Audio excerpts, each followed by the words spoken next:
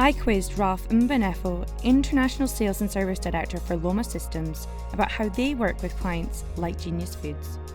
So Ralph, I've heard this term CBI. What is it? Well, CBI is really the driving force behind new product development at Loma Systems, and it stands for Customer-Backed Innovation. That's where we approach a customer, we absolutely understand their needs, and it allows us to tailor our technology to suit. And it sounds like you put your customers at the heart of everything that you do.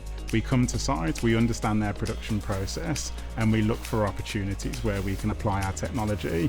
So for example, here we looked at the IQ4M, where we were able to utilise our patented variable frequency and multi-spectrum technology to really improve their production quality process.